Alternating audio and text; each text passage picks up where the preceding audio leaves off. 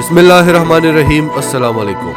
चीनी वफ्द के दौरे अमेरिका के दौरान जो दोनों ममालिक के वफूद के दरमियान तल्ख कलामी हुई, जो बदतमीजी हुई, यहाँ तक कि चीनी वफ्द के नुमाइंदों का कहना था कि आपको कम अज कम इतना लिहाज करना चाहिए कि कोई आपके मुल्क में आया है और आप हमारे साथ कम अज कम इंसानी हकूक की बात न करें। आपने इस दुनिया का ठेका नहीं उठाया हुआ। आप सबसे पहले अपने गिरेबान में झांकें कि आपके मुल्क में ब्लैक अमेरिकन्स के साथ क्या हो रहा है।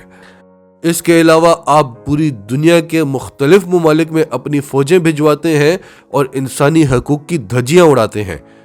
तो आप इन चीज़ों की फिक्र करें, आप चीन की फिक्र न करें कि चीन में क्या हो रहा है। चीन वो मुल्क है जो दावा करता है कि उसके मुल्क में एक बंदा भी गरीब नहीं रहा, जहां 80 करोड़ से जायद लोग गुर्बत की लकीर से नीचे थे। तो अमेरिका और चीन के दरमियान एक कोल्ड वार का आगाज हो चुका है, बल्कि काफी अरसे से हुआ है और बैकडोर चैनल्स पे बड़ी बड़ी गेमें खेली जा रही हैं। अमेरिका क्वाड के साथ मिलकर बड़ी बड़ी प्लानिंग्स कर रहा है और चीन रूस और पाकिस्तान के साथ मिलकर। डिटेल्स में जाते हैं उससे पहले अगर अभी तक आपने हमारा चैनल सच टीवी सब्सक्राइब नहीं किया तो इसे अभी सब्सक्राइब करें और बेल आइकन पर क्लिक करें ताकि हमारी आने वाली वीडियोस आपको वक्त पर मिलती रहें। तो चीन और अमेरिका के दरमियान सर्द जंग तो काफी अरसे से चल रही है और अब चीन और रूस दोनों अमेरिका के इस रवैये से तंग आ चुके हैं। अमेरिका की जो चौधराहट है, जिस तरह से वो पूरी दुनिया को अपनी उंगलियों पर नचाना चाहता है, चीन और रूस इस चीज के सख्त खिलाफ हैं। वो चाहते हैं कि हर मुल्क को उसकी खुद मुख्तारी दी जाए। अब आप देख सकते हैं कि चीन बेशुमार ममालिक में इन्वेस्टमेंट कर रहा है, अमेरिका से ज्यादा इन्वेस्टमेंट कर रहा है, लेकिन वो डिक्टेट नहीं करता, वो ताल्लुकात बराबरी के रखता है। दूसरी तरफ अमेरिका को तो छोड़ो, अमेरिका के इत्तेहादी भी दूसरे ममालिक को डिक्टेट करना चाहते हैं। तो रूस के फॉरेन मिनिस्टर सरगे लारोव की सरबराही में एक वफ्द ने चीन का दौरा किया और वहां पर वांग यी की सरबराही में एक वफ्द के साथ मुलाकात की। दोनों वफूद अपने सदूर मुमलिकत के अहकामात लेकर आए थे और इस मीटिंग में यह डिस्कशन हुई कि अमेरिका और यूरोप की चौधराहट को कैसे ख़त्म करना है। इंसानी हकूक के नाम पर यह किसी भी मुल्क पर पाबंदियां लगा देते हैं। ये चाहते हैं कि जो निज़ाम इनके मुल्क में है यही निज़ाम पूरी दुनिया में होना चाहिए। इसके अलावा अमेरिका किसी भी मुल्क को रूस से या चीन से असलहा खरीदने नहीं देता। रूस से अगर आप S-400 एंटी मिसाइल सिस्टम लेते हैं तो आप पर पाबंदियां लगा दी जाती हैं, और अगर आप अमेरिका से एंटी मिसाइल डिफेंस सिस्टम खरीदना चाहें तो पहले तो अमेरिका आपको देगा नहीं, और अगर देगा भी तो आप पर कड़ी शराइत रखेगा। और अगर आप अमेरिका की बजाय किसी और से खरीदना चाहें, खास तौर पर रूस से, तो वह आप पर पाबंदियां लगा देगा। तो दोनों ममालिक में यह तय पाया कि हमें अलाइज की ज़रूरत है, हमें इत्तेहादियों की ज़रूरत है। हमारा एक अपना बड़ा ग्रुप हो जो अमेरिका या यूरोप की किसी भी किस्म की पाबंदियों को नहीं मानेगा, क्योंकि तमाम ममालिक इनकी पाबंदियों से इसीलिए डरते हैं क्योंकि तमाम ममालिक अलग अलग हैं और इनमें ज़्यादातर वही ममालिक हैं जो असलहा बनाते हैं, जो बड़ी ताकतें हैं जिनसे अमेरिका और यूरोप को ख़तरा है। और इनमें सबसे बड़ा मुल्क रूस है। अगर कोई रूस से असलहा खरीदेगा उस पर पाबंदी लग जाएगी। तो इसका एक ही हल है कि हमारा एक अपना ग्रुप हो जो अमेरिकी पाबंदियों को नहीं मानेगा। और फिर इसके लिए बहुत ज़रूरी है कि हमारा जो ग्रुप होगा, जो ब्लॉक होगा, उसका एक मिलिट्री अलायंस हो। मिलिट्री अलायंस क्या होता है? जिस तरह के नेटो है, सारे ममालिक की फौज एक फौज तस्वर की जाएगी, यानी अगर एक मुल्क पर कोई हमला करता है तो इन तमाम ममालिक की फौज उसके खिलाफ लड़ेगी। इसके अलावा हमारे जो इत्तेहादी होंगे उन सब की ज़्यादा से ज़्यादा कोशिश यही होगी कि अमेरिकी डॉलर पे तिजारत करना छोड़ दें। और चीन जो कि दुनिया का सबसे बड़ा एक्सपोर्टर है, अगर वो ये शर्त आयद कर दे कि अमेरिकी डॉलर पे मैं तिजारत नहीं करूँगा, तो तमाम ममालिक को चीन की बात माननी पड़ेगी, क्योंकि चीन का कोई अल्टरनेटिव नहीं है। तो चीन का सिर्फ ये फैसला अमेरिका पर एटम बम के हमले से कम नहीं होगा।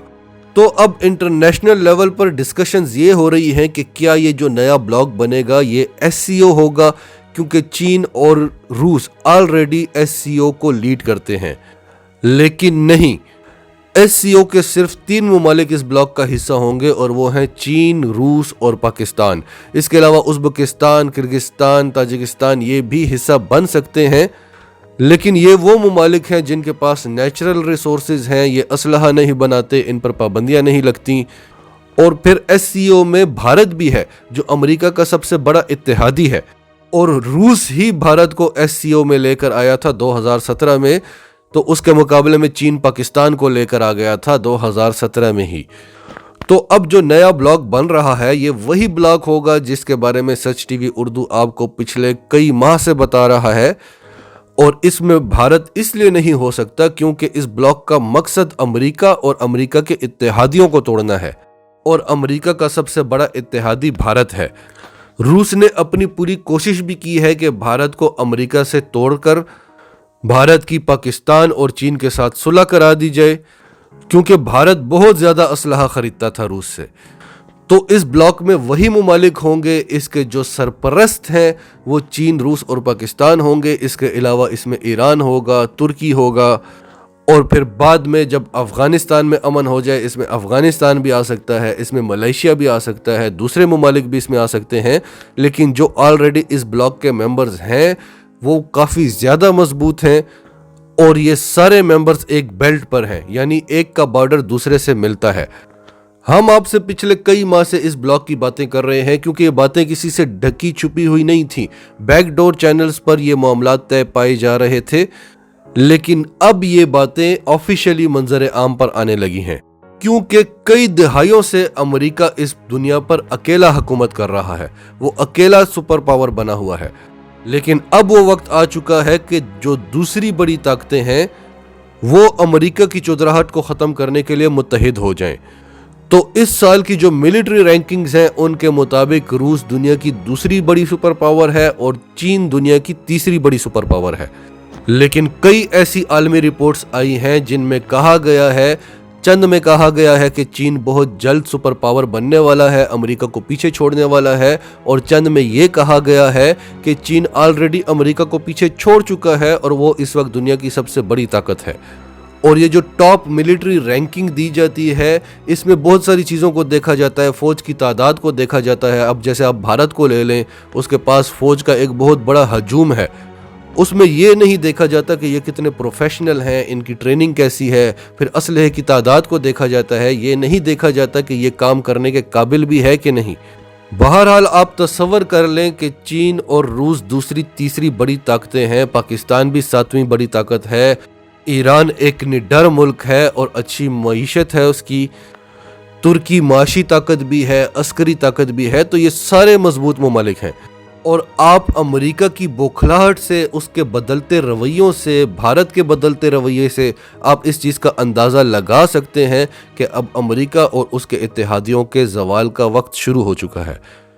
और अब चीन और रूस ने ऐलानिया तहिया कर लिया है कि हम अमेरिका की चौधराहट को ख़त्म करेंगे।